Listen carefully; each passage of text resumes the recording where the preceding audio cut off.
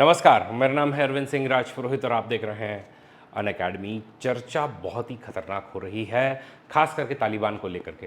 तालिबान के जो foreign minister हैं आमिर खान मुस्ताकी, ये आमिर खान मुस्ताकी को फुल एकदम डिप्लोमेटिक हम लोग प्रोटोकॉल के साथ में इंडिया में बुला रहे हैं।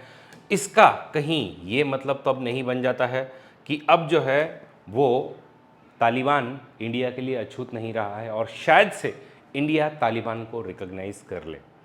जानेंगे पूरी कहानी को, तालिबान क्या है, कब पावर में आया, इंडिया के यहाँ पर क्या क्या चैलेंजेस हैं, इन सभी मुद्दों को एकदम डिटेल में समझ करके लेंगे। तो क्या है मुद्दा सारा का सारा? तो ये मुद्दा आता है हमारे इंडिया और अफगानिस्तान के रिलेशन के अंदर में। अफगानिस्तान कहाँ पर है? तो अगर आप लोग देखें तो यहाँ पर देखिए आप लोगों को दिखता होगा एक पूरा देश है जो एक समय में हम लोग ऐसा कह सकते हैं कि हमारा जो अखंड भारत है उसका हिस्सा हुआ करता था। यही अफगानिस्तान के अंदर में खास करके आपको बहुत सारी वैलीज़ वगैरह दिखाई देंगी। यहाँ पर बहुत सारे ऐसे अलग अलग एम्पायर्स हैं जो आ करके रूल करने की कोशिश की है। कभी पर्शियन एम्पायर आया, कभी यूके आया, कभी सोवियत यूनियन आया और अभी रिसेंटली यूनाइटेड स्टेट्स भी आया। लेकिन इन सभी के लिए ये एक ग्रेवयार्ड बनता है, इसीलिए अफगानिस्तान को कहा जाता है कि Afghanistan is nothing but graveyard of empires. तो होता क्या है? तो अब मैं आपको अगर अफ़गानिस्तान की कहानी बताऊं तो थोड़ा सा यहाँ पर जो पहले शाह वगैरह जो है वो रूल किया करते थे, लेकिन इसकी बाउंड्री जो है वो अगर हम पहले की देखें तो खास करके यूएसएसआर से इसकी बाउंड्री एसोसिएटेड हुआ करती थी, एकदम जुड़ा हुआ करती थी। अब ये यूएसएसआर से जब इसकी बाउंड्री यहाँ पर इस तरीके से थी तो होता क्या था कि यहाँ पर काफ़ी ज़्यादा आपको कम्युनिस्ट इन्फ्लुएंस दिखाई देता है। लेकिन फिर हम लोग आगे देखते हैं कि यूएस को ये वाली बात पसंद नहीं थी, तो यूएसएसआर का इन्फ्लुएंस कम करने के लिए इन्होंने खास करके यहाँ पर मुजाहिदीन्स को रेडी किया।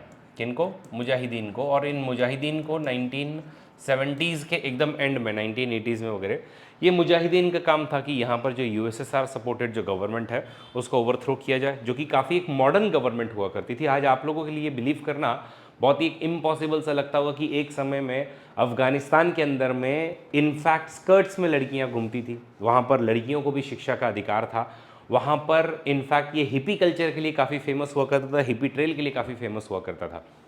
लेकिन होता यह है कि जब मुजाहिदीन को ट्रेन किया जाता है और उनको कहा जाता है कि आपका रिलीजन खतरे में है, तो सीआईए हो गया, पाकिस्तान हो गया और उसके अलावा हम लोग अगर देखें तो सऊदी हो गया, ये सब मिल करके यहाँ पर मुजाहिदीन को ट्रेन करते हैं और ये मुजाहिदीन जो है वो इसको पूरी तरीके से जीत लेते हैं। तो मुजाहिदीन की गवर्नमेंट यहाँ पर आती है, लेकिन जैसे ही मुजाहिदीन की गवर्नमेंट आती है तो पाकिस्तान चाहता है कि अफ़गानिस्तान के ऊपर में इसका एक कंट्रोल रहे, क्योंकि अगर अफ़गानिस्तान के ऊपर में कंट्रोल नहीं रहा तो उसको वो मज़ा नहीं आएगा। मतलब उसको हमेशा ये डर रहता है कि कहीं पर इंडिया ने अगर आक्रमण कर दिया तो मैं फॉल बैक के लिए ऑप्शन क्या होगा मेरा। तो इसलिए वो हर बार अफ़गानिस्तान की तरफ में जाता है। और अफ़गानिस्तान अगर कौटिल्य के मंडल थियरी की अगर हम बात करें तो हर बार ये कहता है कि मतलब इंडिया हर बार ये कहता है कि कौटिल्य के मंडल थियरी के हिसाब से तो भाई तुम मेरे दोस्त हो, क्योंकि मेरे जस्ट पड़ोसी जो है वो मेरे दुश्मन है और तुम जो है मेरे दोस्त हो, मित्र हो। तो हम लोग हमेशा इनसे अच्छा रिलेशन बनाने की कोशिश करते हैं। तो जब तक सोवियत यूनियन का यहाँ पर रूल था तब तक हमारे अच्छे रिलेशन थे, लेकिन मुजाहिदीन जो है जब आए तो फिर बुरे रिलेशन हो गए। और उसके बाद में पाकिस्तान को ये वाली बात पसंद नहीं है, तो पाकिस्तान ने यहाँ के कुछ जो स्टूडेंट्स थे, ओके, तो तालिबान का एक्चुअल में पश्तून लैंग्वेज के अंदर में मतलब होता है स्टूडेंट्स। तो यहाँ पर जो बॉर्डर पर जो स्टूडेंट्स हुआ करते थे, इन सभी स्टूडेंट्स को ट्रेन किया और इनका नाम रखा गया तालिबान। और पाकिस्तान ने कहा कि भाई अब मुजाहिदीन को पहले कहा कि मैं तुमको कंट्रोल करने की कोशिश करूँगा, लेकिन ये मुजाहिदीन जो है नहीं जब मानते हैं तो उसके बाद में तालिबान जो है इसको ट्रेन करते हैं और धीरे धीरे इसको टेक ओवर कर लेते हैं। तो एक लगभग 1996 के ड्यूरेशन में हम लोग देखते हैं कि तालिबान का यहाँ पर कब्जा हो गया था पूरे अफगानिस्तान के ऊपर में। फिर आप सभी को पता होगा कि इसी तालिबान सपोर्टेड, ठीक है, तो सऊदी अरेबिया का एक व्यक्ति जिसका नाम था ओसामा बिन लादेन, ये अफगानिस्तान से यूएसए के ऊपर में 2001 के अंदर में एक टेररिस्ट अटैक करवाता है। आप सबको पता होगा 9/11 का अटैक। और उस अटैक के बाद में यूएस ने जब इनके ऊपर हमला किया तो वही मुजाहिदीन को वापस ले आए और इस तालिबान को हम लोग ओवरथ्रो कर देते हैं। ओके, तो यूएस जो है यहाँ पर अपना ऑक्यूपेशन करता है, अपनी आर्मी भेजता है, अपनी मिलिट्री भेजता है और इसका कंट्रोल होता है। ओके। लेकिन फिर होता है 2021, जिस समय में यहाँ पर बात होती है कि भाई अब हम लोग जो छोड़ करके जा रहे हैं, यूएस कहता है भाई हम तो छोड़ करके जा रहे हैं, और जब यूएस इसको छोड़ करके जाता है उस समय में तालिबान इमीडिएटली उसके ऊपर में कंट्रोल अपना पूरी तरीके से जमाता है। अब तक स्टेटस ये था कि कोई भी इस तालिबान को, क्योंकि ये तालिबान हमेशा से टेररिस्ट ऑर्गेनाइजेशन जैसे काम करते रहा है, इसको कोई भी रिकॉग्नाइज नहीं करता है। बहुत सारे ह्यूमन राइट्स के वायलेशन किए हुए हैं, बहुत सारे सिविलियन राइट्स के वायलेशन किए हुए हैं। वुमन को कोई हक नहीं है, एजुकेशन का हक नहीं है, बाहर निकलने का हक नहीं है, तो इनके चलते आज इनको कोई रिकॉग्नाइज नहीं करता है।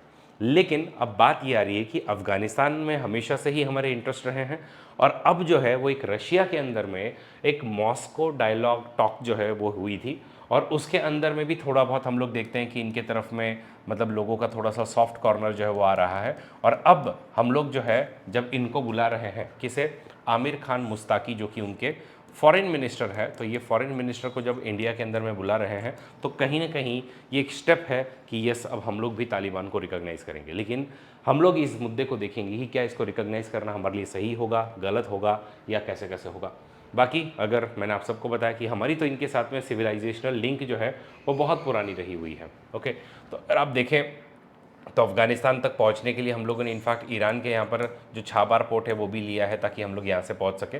पाकिस्तान को हमने कई बार बोला है कि भाई हमको यहाँ से डायरेक्ट जाने दे, लेकिन पाकिस्तान को वो थोड़ा मज़ा नहीं आता, वो अपने को जाने नहीं देता है वहाँ पे। ठीक है, तो ये वाली बात जो है वो हम लोग खास करके इसके अंदर में देख सकते हैं। बाकी इसकी इतिहास मैंने आप सबको बताया, 1996 से 2001 के बीच में तालिबान का रूल था, लेकिन जब ओसामा बिन लादेन ने अटैक किया तो इनकी गवर्नमेंट को पूरी तरीके से नेस्त नाबूद कर दिया जाता है।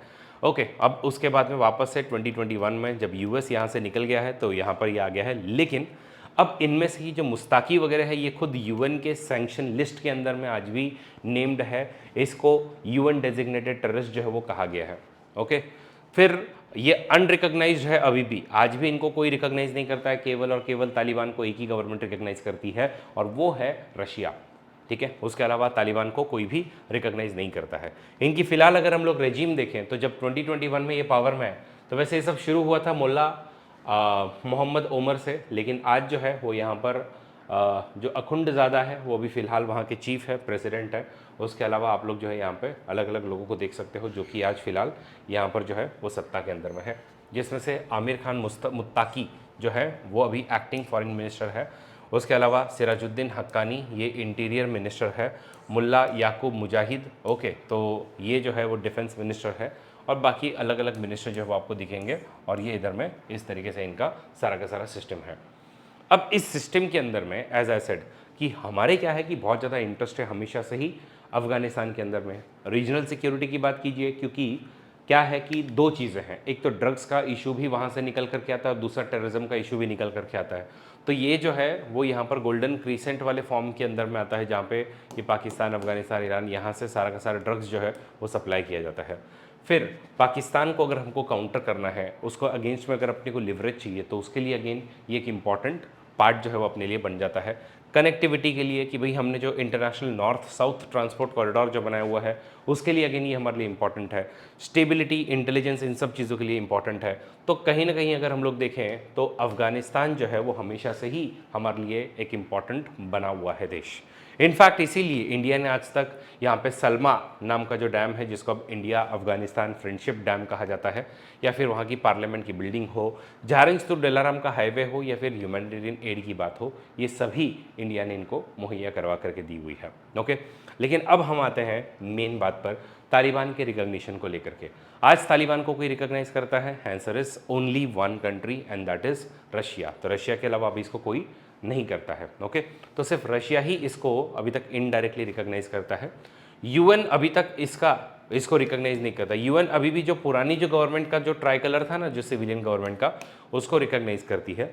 लेकिन अब की बार जब मॉस्को फॉर्मेट में जब इनकी मीटिंग हुई थी, जिसके अंदर में 10 नेशन थे, Russia, China, Pakistan, Iran, central Asian countries वगैरह, इन सभी ने जब इस मीटिंग को अटेंड किया था, उस समय में पहली बार ऐसा हुआ था कि जो अफगानिस्तान का फ्लैग है उसको वहाँ पर, तो अभी की जो तालिबान गवर्नमेंट है उनका फ्लैग वहाँ पर ब्लैक एंड वाइट वाला लगाया था रादर देन ये ट्राई कलर वाला। ओके, तो कहीं ना कहीं तो यूएन अभी भी इसी ट्राई कलर के फ्लैग को ही रिकॉग्नाइज करती है, लेकिन इधर जो है वो भी तालिबान बोलता है भाई हमारा ये वाला फ्लैग जो है वो रिकॉग्नाइज करो। ठीक है, तो अब बात आ रही है कि क्या इंडिया जिसने इस मॉस्को फॉर्मेट कंसल्टेशन के अंदर में पार्टिसिपेट किया था, और अब जो है वो आमिर खान मुत्ताकी को इस तरीके से हमारे कंट्री के अंदर में इनवाइट कर रहे हैं, स्टेट विजिट पर इनवाइट कर रहे हैं, जहाँ पे हमारे फॉरेन मिनिस्टर उनसे मिलने वाला है, इंट्रैक्शन होने वाला है। तो कहीं ना कहीं क्या हम लोग ये कह सकते हैं कि हम लोग भी एक स्ट्रैटेजिक प्रैग्मेटिज्म की तरफ में जा रहे हैं, और अब तक भले ही यूएन ने इसको रिकॉग्नाइज नहीं किया हो, लेकिन हम इनको रिकॉग्नाइज करने वाले हैं। तो ऐसा एक नया हमारा जो स्ट्रैटेजिक प्रैग्मेटिक वाला अप्रोच है वो कहीं ना कहीं अब यहाँ पर दिखाई देता है। ओके, बाकी इंडिया का प्रैग्मेटिक इंगेजमेंट होना ही चाहिए इस तरीके से। बाकी हम लोग एनीवेज इनको ह्यूमैनिटेरियन एड, चाहे वीट हो, मेडिसिन हो, ये अभी भी हम लोग इनको भेजते रहते हैं कि भाई कौन सी गवर्नमेंट है कोई फ़र्क नहीं पड़ता है, चलो जो हुआ सो हुआ। लेकिन फिर भी बहुत सारे ऐसे लोग हैं जो अब भी कहते हैं कि इंडिया ने तालिबान को पूरी तरीके से रिकॉग्नाइज नहीं करना चाहिए, वेट एंड वॉच का अप्रोच रखना चाहिए, और ख़ास करके उन्होंने रुकना चाहिए। यूएन और इंटरनेशनल जितने भी नेशंस हैं उन्होंने उनके रिकग्निशन का, लेकिन फिर भी एक तरफ में टॉक्स चल रहे हैं, एक तरफ में इंगेजमेंट होती रहे, ये कहीं ना कहीं हमारा कैलिब्रेटेड प्रैग्मेटिज्म दिखाता है। ओके, तो यही बस सारा का सारा मुद्दा था। उम्मीद करता हूँ सबको पसंद आया होगा। बाकी अनअकैडमी पे चल रहा है एक शानदार ऑफर, मात्र 19,999, यानी कि 20,000 के अंदर में आप लोगों को सारा का सारा सिलेबस कवरेज और ये सब मिलेगा। ये दिवाली ऑफर एकदम स्पेशल चल रहा है, काफ़ी लिमिटेड पीरियड के लिए। इसी के साथ साथ अगर कोई सिर्फ मेंस ओरिएंटेड प्रिपरेशन करना चाहता है, ओके, तो जो निश्चय कर रहा है 2026 के लिए, तो हम लोग जो है वो आप लोगों के लिए कंप्लीट एक मेंस कवरेज पूरा लेकर के आए हैं 75+ लेक्चर्स में। मॉक ड्रिल्स हर एक हफ्ते के अंदर में होंगे, मॉक टेस्ट होंगे, और डेडिकेटेड मेंस नोट्स भी आप लोगों को विद 1 पेजर समरी मिलने वाला है मात्र 9,999 में। ओके, तो गाइज आप लोग इन सभी सब्सक्रिप्शन का लाभ लीजिए। हैव अ ग्रेट डे, जय हिंद, एंड वीडियो को लाइक ज़रूर कीजिएगा। बाय।